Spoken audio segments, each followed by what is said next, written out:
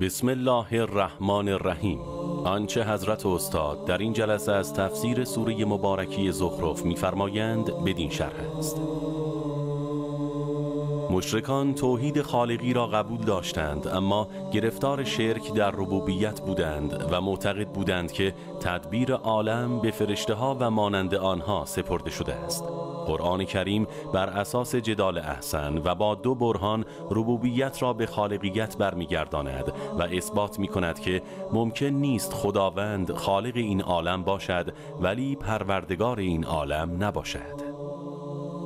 یکی دیگر از ادعاهای باطل مشرکان اتخاذ فرزند برای خداوند است. قرآن کریم در بطلان این ادعای باطل مشرکان دو برهان اقامه می کند. برهان اول: خداوند دارای قدرت بیکران است و بر خلقت و آفرینش هر شیئی تواناست، پس چه نیازی به فرزند دارد؟ برهان دوم: مشرکان در ادعای باطل خود ملائکه را دختران خداوند سبحان می دانند، در حالی که همین مشرکان داشتن فرزند دختر را برای خود ننگ می دانستند. گویی پسران را به خود استناد داده و ملائکه را به عنوان دختر به خداوند نسبت می دادند.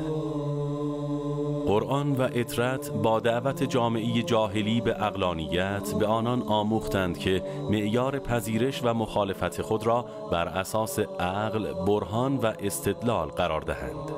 عقل و نقل چراغ شناخت شرع هستند و هرگز عقل در مقابل شرع نیست، بلکه در مقابل نقل است.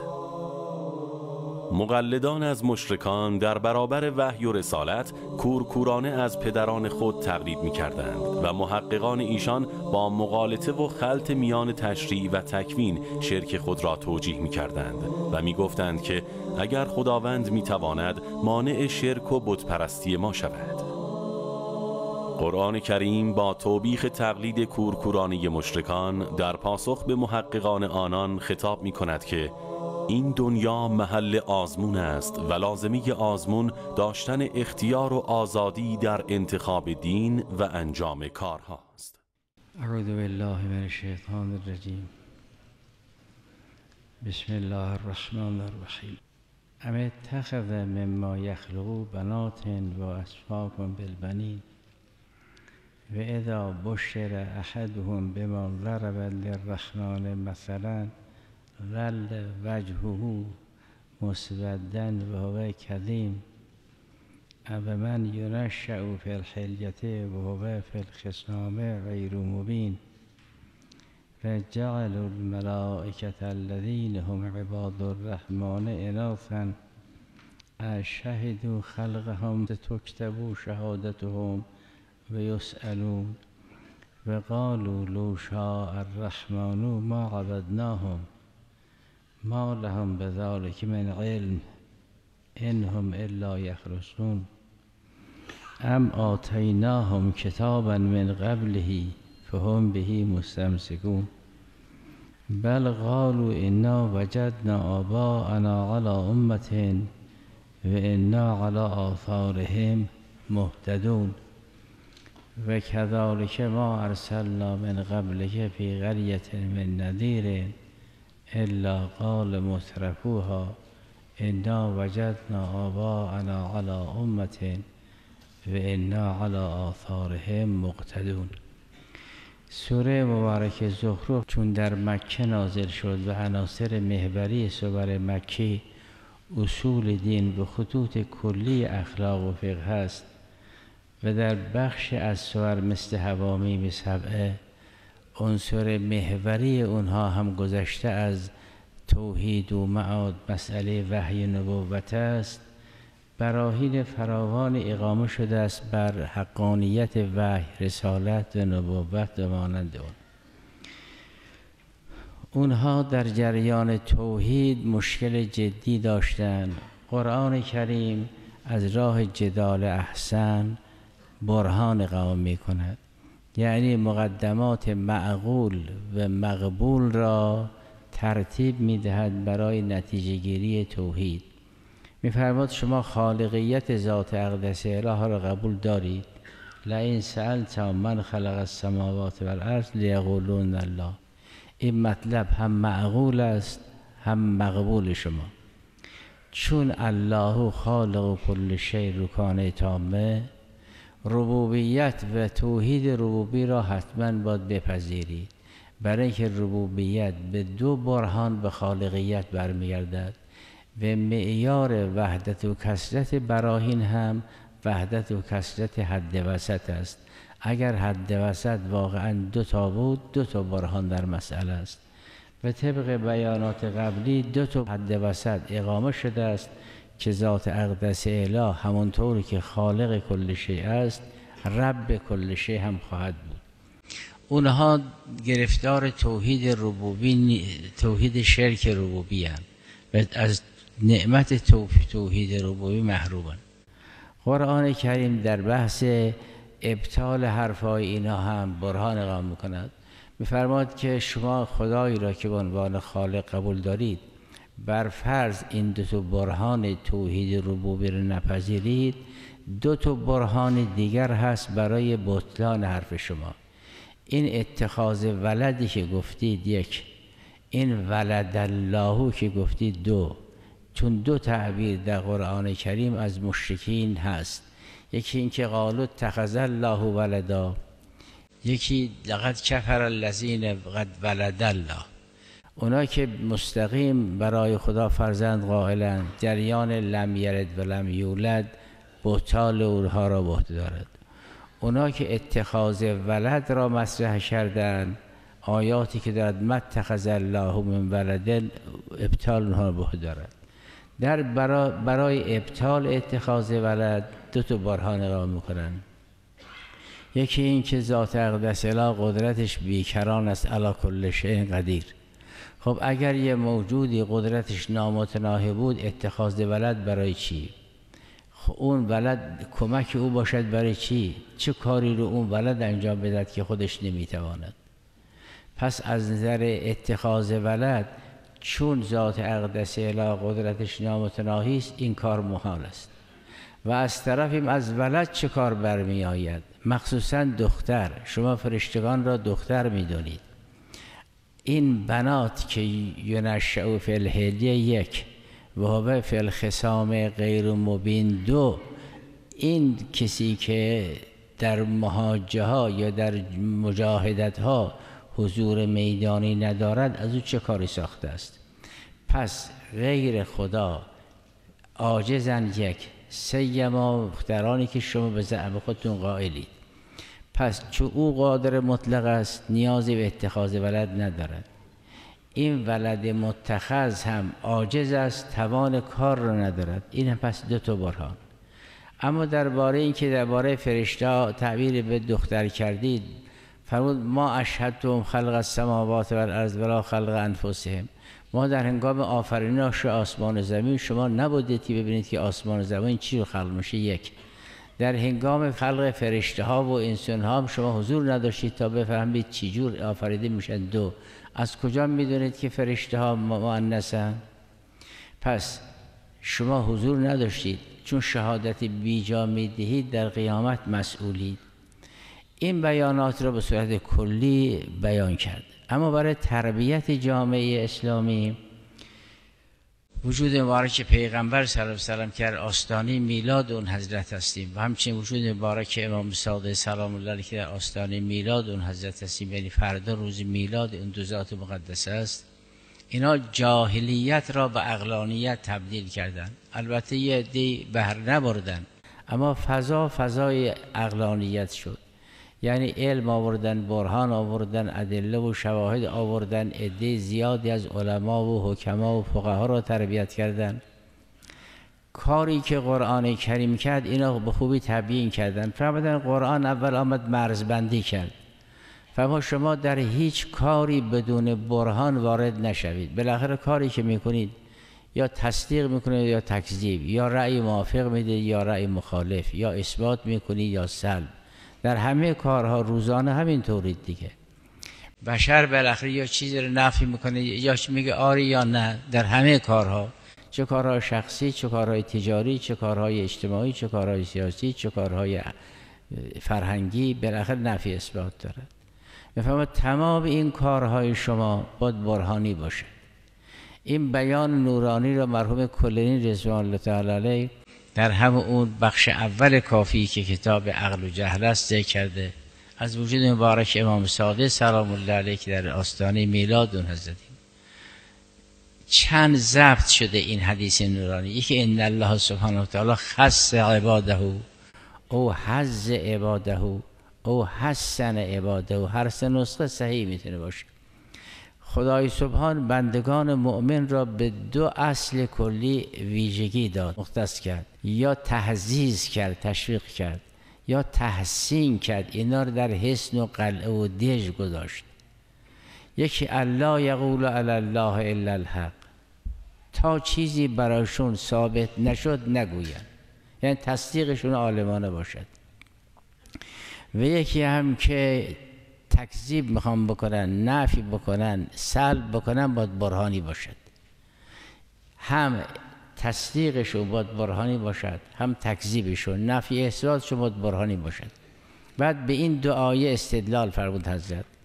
یکی سوره مبارکه اسراء است که در سوره مبارکه اسراء فرمود لا تقف ما لیس لک به علم، چیزی را که عالم نیستی به دنبال اون نرو، برابر اون نظر نده، رأی نده، تصدیق نکن.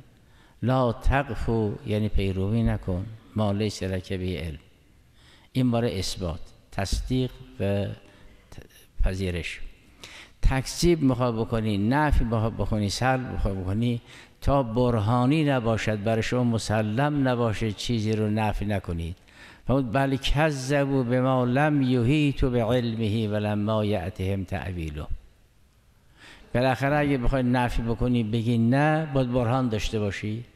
در قیامت هم درباره تصدیق، هم درباره تکذیب، هم درباره اثبات، هم درباره سلب باید برهان دستت باشه. با این مرزبندی ها طبق بیان نورانی امام صادق جامعه جاهلی جامعه عقلانی شد. این که میگن هر کاری که میکنید بسم الله بگید، البته ذکر است، ذکر خدا ثواب دارد، اما این قرنطینه است. هر کار میکنی یعنی حرف میزنی، برهان میکنی، درس میکنی، بحث میکنی، چیز مینویسی، باید انسان روش باشه بگه خدایا به نام تو. خب اگه برهان نداشته باشد چگونه میتونه بگه خدایا به نام تو؟ این یک قرنطینه است، این یک ایست بازرسی است. کل امر زیبال که لم یبدأ به نام خدا، این ابتر است. خب آدم وقتی حرفی میخواد بزنه، درسی میخواد بگه، کتاب میخواد بنویسه، مطلبی رو میخواد اثبات کنه یا نفی کنه، این ایست بازرسیش اینه که برهان دستش باشه دیگه. پس بنابراین این که بیان هر کاری میکنید بسم الله بگید، این تنها ذکر و ثواب برای اینها نیست، اینا بخشای مقدماتی است. اساس کار اینه که اینا قرنطینه است. پس اولین کاری که اسلام کرد مرزبندی کرد. فرمود بخوای اثبات کنی برهانی، نفی کنی برهانی. این بیان نورانی امام صادق سلام الله علیه است و از همین دو تا آیه استفاده کرد. حالا برهان 4 صورت دارد. یا هر دو عقلی است، یعنی تکذیب و تصدیق، یا هر دو دلیل نقلی دارد، یا تصدیق دلیل عقلی دارد، تکذیب دلیل نقلی، او بالعکس. در قرآن فرمود حرف که میزنی یا عقلی یا نقلی. عقل در مقابل شرع نیست، عقل در مقابل نقل است. شرع صراط مستقیم است، شرع مقابل ندارد تا ما بگه این مطلب شرعی است یا عقلی. عقل کاشف است، نقل هم کاشف است. وگرنه شرع که شارع مقدس شرع را تنظیم میکند، این صراط مستقیم است. چراغ مقابل راه نیست، چراغ مقابل چراغ است. راه مقابل ندارد، چاه مقابل راه است که او دیگه در قابل گفتن نیست. شرع صراط مستقیم است و صراط مستقیم مقابل یعنی مقابل ندارد. اونی که مقابل دارد نقل است. این یا زراره رو گفته یا دلیل عقلی گفته. همین اینطور نیست که معاذالله عقل در مقابل شرع باشد که بگیم این حرف را شارع گفته، این حرف را هم عقل گفته. عقل چی کار است؟ عقل هر چه هم که باشد یه چراغ قوی دستشه. چراغ چه کار با مهندس دارد؟ ولو شمس هم که باشد بالاخره راه را نشون میدهد. انسان در حد آفتاب هم که باشد راه را و چاه را میبیند، نه که راه درست کند. راه را مهندس درست میکند. صراط مستقیم را ذات اقدس اله به وسیله معصومین درست کرده است که در زیارت جامع میگیم انتم الصراط الاقوم. اینا مقابل ندارد. حکیم در مقابل شارع نیست، فیلسوف در مقابل شارع نیست، حکیم در مقابل محدث است. همین اینها با دلیل عقلی، اونها با دلیل نقلی این راه را تشخیص میدن. بنابراین در قرآن کریم فرمود یا عقلی یا نقلی. یا ما باید گفته باشیم بهتون، از راه لفظ به شما گفته باشیم، یا در درون شما یه چراغی روشن کرده باشیم. چون عقل را هم فالهمها فجورها و تقواها او روشن کرد دیگر، یه عقل که دیگری نداد. که در همین قسمت سوره مبارک زخرف و در سوره مبارک انعام و در سوره مبارک نحل، مخصوصا در سوره مبارک احقاف فرمود حرفی که میزنید یا دلیل عقلی بیارید یا دلیل نقلی. شما نه راه عقل را طی کردید نه راه نقل را. عوامهایتون راه تقلید کورکورانه طی کردن. اون به حسب ظاهر نخبگان فرهیختگان گمانی شما اینا مغالطه کردن بین تکوین و تشریع. پس فهاهنا امور اربعه. یکی این که مرزبندی شده است. انسان اگر بخواد عالمانه زندگی کند در نفی و اثبات هر دو باید برهان داشته باشد. دوم این که برهان یا عقلی است یا نقلی یا ملفق از عقل و نقل. سوم این که خصیصه نظام جاهلی و جامعه جاهلی این است که عده‌ای مقلده کورند، تقلیدشون کورکورانه است. عده‌ای هم که متبوع اینها هستند و پیشوا و پیشگام اینها هستند، اینا گرفتار خلط بین تکوین و تشریعن. حالا این امور چهارگانه را که بعضی ها گذشت و بعضی هم خواهیم خوند، در همین سوره مبارک زخرف برهان اینها نقل میکند. در سوره مبارک احقاف هم به صورت شفاف بیان میکند که اینا دستشون خالیه، نه دلیل عقلی دارن نه دلیل نقلی، نه برهانی دارن بر شرک، نه ما تو کتاب‌های آسمانی گفتیم که شرک حقه. بالاخره شما که مدعیان شرک هستید، این بت‌ها رو میپرستید، یا باید از این بت‌ها کاری ساخته باشد که دلیل عقلی باشه که ندارید، یا ما باید در کتاب آسمانی حرفا رو گفته باشیم که دلیل نقلی باشه که ندارید. پس دستتون خالیه. حالا این به عراوی رو تو این سوره مبارکه زخرف ملاحظه فرمایید. فرمود به این که و این جعلو همه عطف است بر اون قالو. اونجا که جعلو فعل جمع غایب هست، یا قالوی که در همین سوره مبارکه زخرف هست، خیلی یعنی خیلی ریاضی گونه این سوره بسته شده. اول فرمود به این که ولئن سألت من خلق السماوات والارض لیقولن، بعد این حرفا رو باطل کرد. بعد فرمود و جعلوا، این حرفا باطل کرد. بعد فرمود و جعلوا الملائکة الذین، بعد باطل کرد. بعد و قالوا لو شاء الرحمن، باطل کرد. بل قالوا انا وجدنا آباءنا، باطل کرد. این قالو یک در بین حرف اونهاست، ابطال حرف خداست. جعلو حرف اونهاست، ابطال حرف خداست. تا آخر این سوره مبارک زخرف را ریاضی یعنی ریاضی مثل 2 تا 4 تا بررسی کنید، متوجه میشید که کجا جمع است عطف بر جعلو و قالوست، کجا مفرد است و حرف ذات اقدس اله است. این یک در بین حرف اونها رو نقل کرد و رد کرد. این قال اقولوست. اینقدر این که آسور منظم است. و جعلو اون جعلوی قبه اول و جعلوا له من عباده جزءا ان الانسان لکفور مبین ام اتخذ برهان بر رد دوست و جعلوا الملائکه الذین هم عباد الرحمن اناسا. این تعبیر اناسا تعلیق حکم بر وصف است، دلیل بر بطلان حرف اونهاست. اشهدوا خلقهم دلیل بر بطلان اونهاست. شما از کجا میدونید اونها مؤنثن؟ البته در تعبیرات ادیبانه هم وقتی سخن از اناث است این رو نکره ذکر میکند، وقتی که سخن از مذکر است البنین ذکر میکند. میبینید در همون آیه 16 فرمود ام اتخذ مما یخلقوا بنات و اصفاکم بالبنین.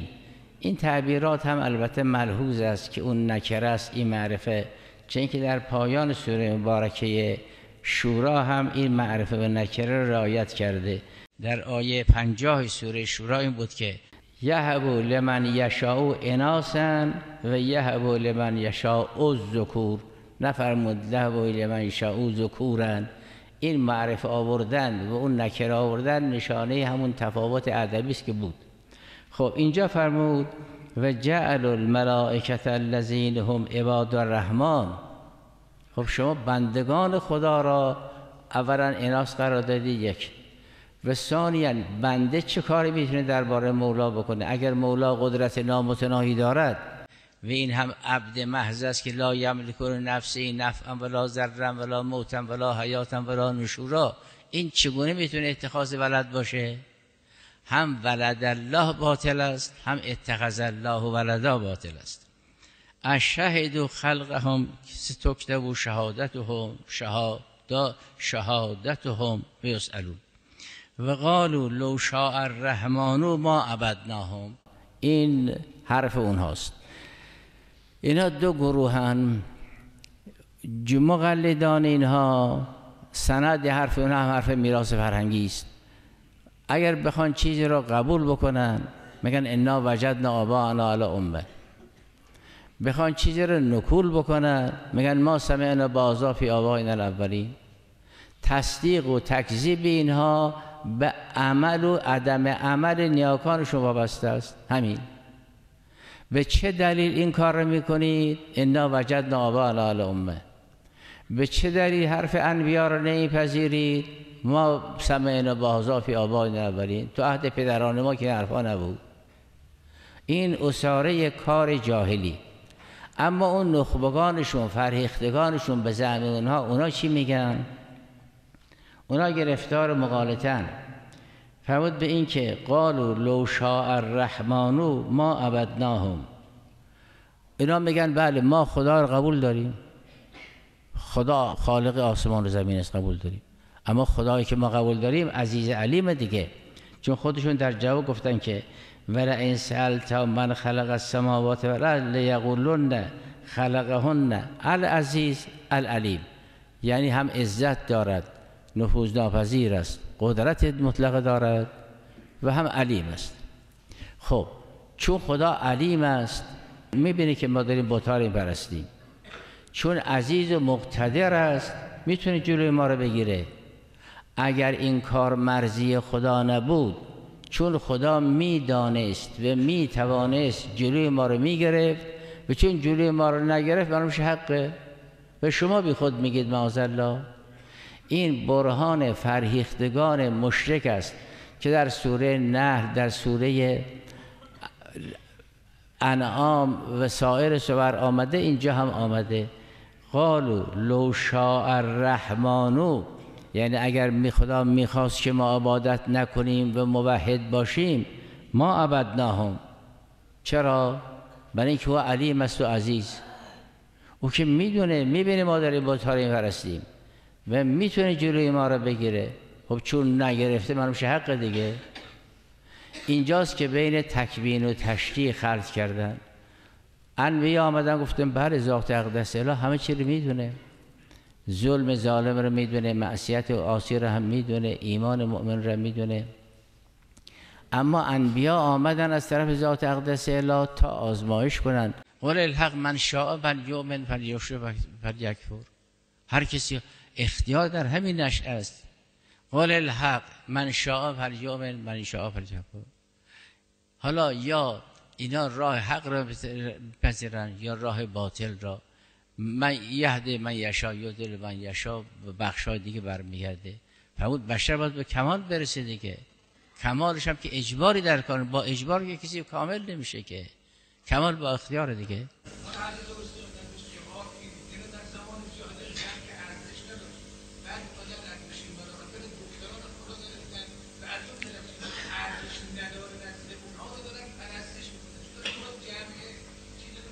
اینه که در بحث دیروز گذشت فرمود شما که این تلکه ازن قسمتون زیزا، شما چیزی که خودتون نمیپسندید به الله اسناد بدی. این در بحث دیروز گذشت که فرمود اینها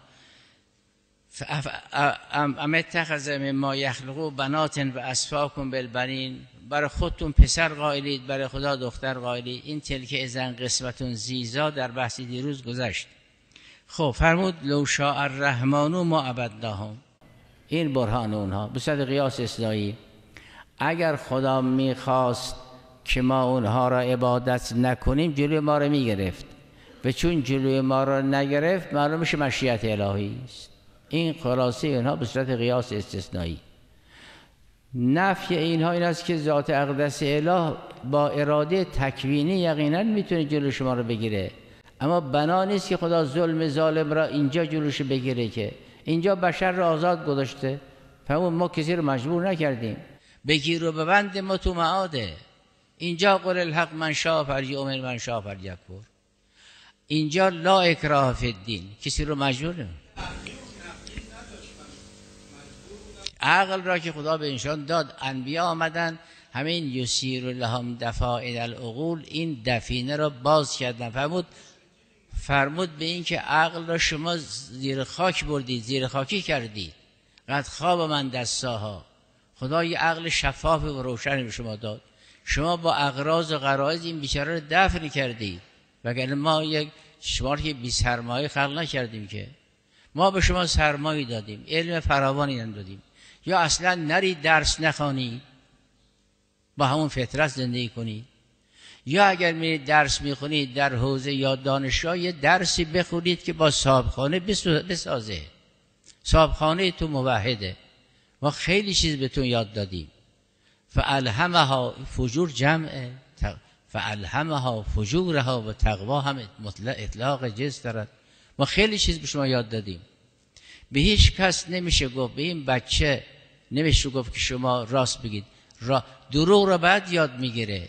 یه بیان نورانی مرحوم صدوق رضوان الله علیه در همون کتاب شریف توحیدشون نقل کرد که پدر و مادر این بچه را تا 1 سال اصلا نزنن. هر گریه‌ای که میکند صادقانه است، یا دردی دارد یا گرسنه است یا جاش تر شده. هرگز بچه دروغ نمیگوید. اگر لبخندی زده راحت است، و اگر گریه‌ای داره بالاخره یا خسته است یا خوابش نبرده یا کمشیره یا درد داره. 4 فصل یا 3 فصل را تو روایات است که سیدن استاد فرمود این از غرر روایات ماست، که گریه اون فصل اول توحید است، گریه فصل دوم اقرار نبوت است، گریه فصل سومش دعا به پدر و مادر است، که ایشون فرمود این جزء غرر روایات ماست. ولی بالاخره اونی که روایت هست فرمود به که کاری به این بچه نداشته باشید، این بیخود گریه نمیکنه. این از مکتبی آمده که فالهمها فجورها و تقواها.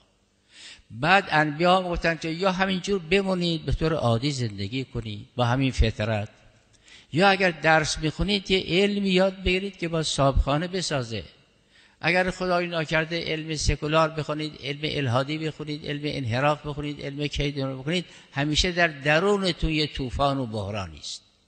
خب با این صاحبخانه بسازه دیگه. این که گفتن اگر کسی علوم الهی یاد بگیره زود ترقی میکنه، برای اینکه میزبان با صاحبخانه هماهنگ است. فهمون یه چیز یاد بگیرید که او بسازه دیگه. پس بنابراین سرمایه را ذات اقدس به هم داد. در دنیا فرمود راه برای آزمون بازه، هیچ اکراهی در کار نیست. اگه اکراه باشه یه کمال نیست. لا اکراه فی الدین. اما قل الحق من شاء فلیؤمن و من شاء فلیکفر. ولی به اینها بگو ما یه روزی بگیر و بندم داریم، خذوه فغلوه هم داریم. اینطور نیست که حالا رها باشن، که اینجا جای آزمونه. خذوه فغلوه ثم الجحیم صلوه، کشون کشون ببرید. جهنمی داریم که خیلی عاقل و عالم و دانشمند است، میفهمه که کی داره میاد. این جهنم از دور وقتی اینها رو میبینه نعره میزنه. اذا رأتهم من بعید سمعوا لها تغیظا، این رؤیت را به آتش نسبت داد. همون آتش جهنم وقتی از دور میبینه مشرکین دارن میرن نعره میزنه. این مثل آتش دنیا که نیست که، نه اینکه مشرکین آتش را رأوها، بلکه اذا رأتهم من بعید سمعوا لها تغیظا نعره میزنه. یه همچه آتشی ما داریم، اما اینجا آزاد گذاشتیم دیگه. اگر اینجا جلوی افراد رو بگیریم که کمال نیست. کمال در اینه که انسان آزادانه راه خودش طی کنه دیگه.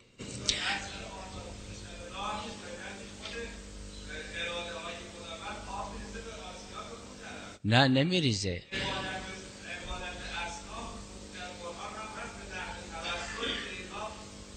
هرگز ذات اقدسی اولا تایید نکرده. فرمود به این که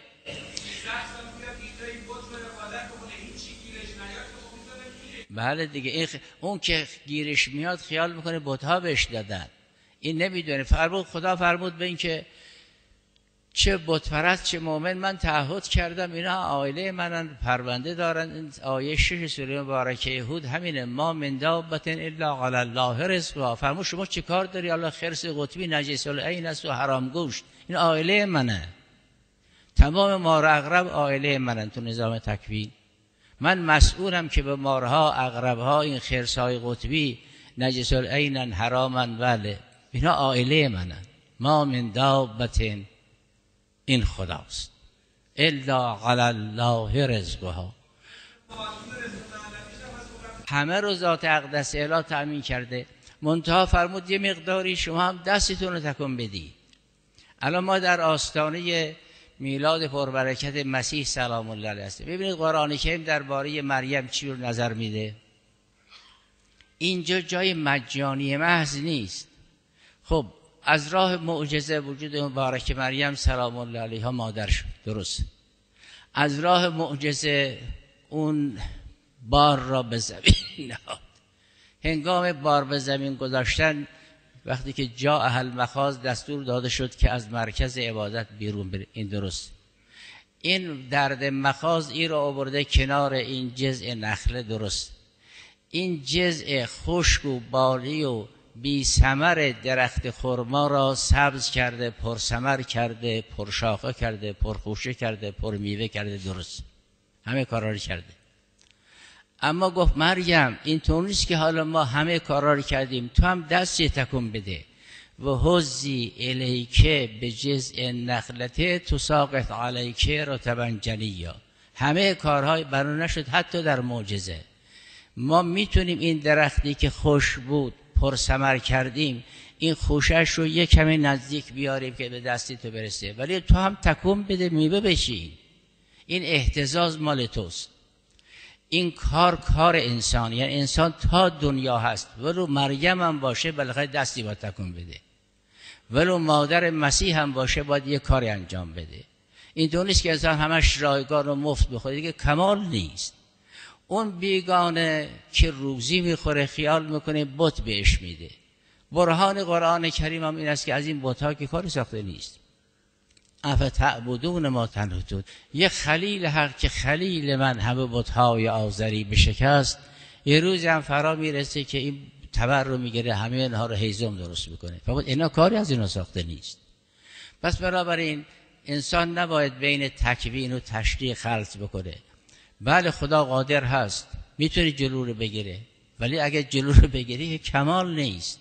یه روزی هم هست که جلوی آدم ها میگیرن، ولی الان این که شما قیاس درست کردی گفتی لو شاء الرحمن ما عبدناهم ولا من دونهم من شیء، این مغالطه است. این مشیت دو قسمه، مشیت تکوینی داریم، مشیت تشریعی داریم. مشیت تشریعی خدا این نیست این کارو بکنه. تکوینا بله خب آزاد گذاشت شما رو دیگه. اگر ذات اقدس اله مشیت تشریعی داشته باشه یعنی اباحیگری دیگه. اگر لا اکراه فی الدین معاذالله راجب تشریعی باشه یعنی اباحیگری، این که نیست که. پس برابر این قیاس اینها یه مغالطه است، خلطی است بین تکوین و تشریح. فرمود این که شما میگید لو شاء الرحمن ما عبدناهم ما لهم بذلک من علم، چه برهان دارید؟ فقط حرص و تخمین و گمان است، پس برهان عقلی ندارید. ام آتیناهم کتابا من قبلهی، توی کتاب آسمانی حرف خوندی، میشه دلیل نقلی، یعنی آیه روایت معتبری در این زمینه داری؟ نداری. برهان عقلی داری که نداری. حرفتون باید یا عقلی باشه یا نقلی، هیچ کدام که نیست. ام آتیناهم کتابا من قبلهی فهم به مستمسکون، این که نیست. پس دستتون خالیه. این دستتون خالی رو در چند جای قرآن فرمود. در سوره مبارکه احقاف به صورت شفاف بیان کرده. آیه 3 و 4 سوره مبارکه احقاف هم همینه. فرمود ما خلقنا السماوات والارض و بینهما الا بالحق و اجل مسمى والذین کفروا عما انذروا معرضون. قول فرمود به پیامبر و به اینها بگو، به این بت پرستا بگو، ارأیتم ما تدعون من دون الله، شما که غیر خدا رو میخونید و میپرستید به من گزارش بدید. ارونی ماذا خلقوا من الارض، اینا کاری کردن برای شما؟ چیزی آفریدن؟ اثری دارن؟ این که نیست. خب بالاخره این که در برابر خضوع میکنید یا باید خالق باشه، یا باید شریک خالق باشه، یا باید دستیار خالق باشه، یا باید شفیع باشه. البته سوره مبارکه سبع این ابعاد چهارگانه رو ذکر کرده. و 3 قسمش محاله، یک قسمش ممکن است که شفاعت به توسل باشه، اون باید به اذن الله باشه. اینا که چیزی نیافریدن، شریک خدا هم نیستن. در سوره مبارکه سبع هم فرمود ما لهم من ظهیر، دستیار هم نیستن، خدا احتیاجی به اینا نداره. پس اینا چیکارن؟ پس دلیل عقلی ندارید که این بت‌ها استحقاق پرستش دارن. ما هم که اینجا نگفتیم، دلیل نقلی هم ندارید شما. بنابراین ارونی اخبرونی ماذا خلقوا من الارض، یک ام لهم شرک فی السماوات، پس شریک خدا هم که نیستن. این حرف رو برهان عقلی که ندارید. ائتونی به کتاب من قبل هذا او اثارت من علم، بالاخره یا دلیل عقلی بیارید یا دلیل نقلی بیارید که این استحقاق دارن. ما چه کارن اینا؟ حرفی که نزدن گفته انا وجدنا آباءنا علی امه.